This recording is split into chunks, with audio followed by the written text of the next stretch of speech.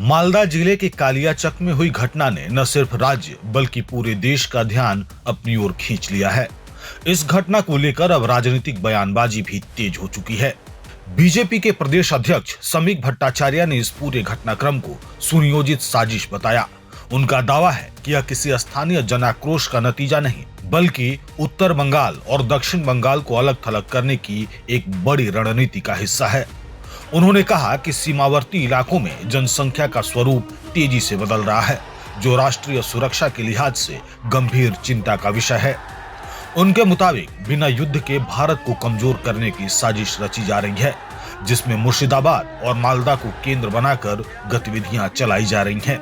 समीक भट्टाचार्य ने अपने बयान में यह भी कहा है कि हाल ही में लश्कर तैयबा के कुछ आतंकियों की गिरफ्तारी हुई थी, जिन्होंने पश्चिम बंगाल में रहने की बात कबूल की है।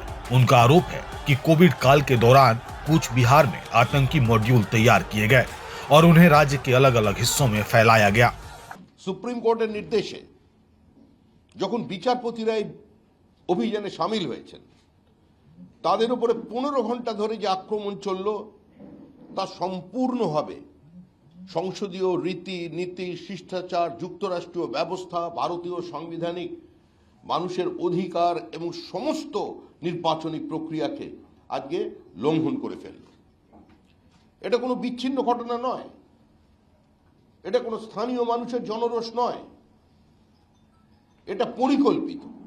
উত্তরবঙ্গ থেকে দক্ষিণবঙ্গকে বিচ্ছিন্ন করে দেওয়ার জন্য আমাদের যে মেরুদণ্ডের মতো যে রাস্তাটি আছে, সেই রাস্তার উপরে বন্ধ রেখে সেখানে রান্না করে সেখানে আগুন জ্বালিয়ে আজকে এতজন বিচারককে সেখানে আটকে রাখা হলো, এবং যাদের মধ্যে মহিলারাও ছিলেন। আজকে উত্তরবঙ্গ থেকে দক্ষিণবঙ্গকে বিচ্ছিন্ন করে দেওয়ার একটা সুপরিকল্পিত প্রয়াস চলেছে। আমরা এখান থেকে পশ্চিমবঙ্গের সার্বিকভাবে এবং বিশেষ করে ভারতবর্ষের উপর একটা আক্রমণ নামিয়ে আনব। আজকে তার একটা সামগ্রিক প্রতিফলন হয়েছে গতকালকের ঘটনায়। সুজাপুরের 2,69,000 ভোটারের মধ্যে 1,35,000 ভোটারের নাম যাচাইকরণের আওতায় আনা হয়েছিল। এই সীমান্তবর্তী এলাকার জনবিন্যাস বদলে যাচ্ছে। পরিকল্পিতভাবে 80-র দশকের মধ্যভাগ থেকে পশ্চিমবঙ্গের ওপরে একটা সাইলেন্ট ডেমোগ্রাফিক ইনভেশন চলেছে। বিনা যুদ্ধে ভারত দখলের চক্রান্ত চলেছে। পশ্চিমবঙ্গের কারণে আমরা বারবার বলছি, শুধু বিহার এবং ঝাড়খণ্ডের বনাঞ্চল কিংবা সীমাঞ্চল নয়, মুর্শিদাবাদকে একটা এপিক সেন্টার হিসেবে ব্যবহার করে, মালদার একটা অংশকে ব্যবহার করে সারা ভারতবর্ষে একদিকে যেরকম জাল নোট ছড়িয়ে দেওয়া হচ্ছে, অন্যদিকে বিভিন্ন জায়গায় বাংলাদেশি অনুপ্রবেশকারীদের, রোহিঙ্গাদের বিভিন্ন জায়গায় ছড়ানো হচ্ছে। সাম্প্রতিক যে লস্করে তৈয়বার জঙ্গি গ্রেপ্তার হয়েছে, 7 জনকে গ্রেপ্তার করা হয়েছে।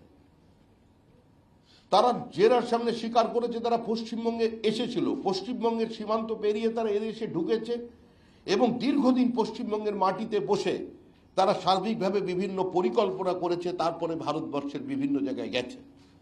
কেন্দ্রীয় সরকারের পক্ষ থেকে বারবার এই সরকারের ইন্টেলিজেন্সের কাছে ইনপুট পাঠানো হয়েছিল যে বাংলাদেশ বর্ডার কিছুটা সিকিউরড হয়ে যাবার পরে কুচবিহারকে সেন্টার করে বিভিন্ন জায়গায় কোভিড কালে আজকে এই ধরনের জঙ্গি গোষ্ঠীগুলো তাদের মডিউল তৈরি করছে এবং কুচবিহার থেকে পশ্চিমবঙ্গের বিভিন্ন জায়গায় ছড়িয়ে পড়ছে। এই সরকার তাদের বিন্দুমাত্র কর্ণপাত করেনি।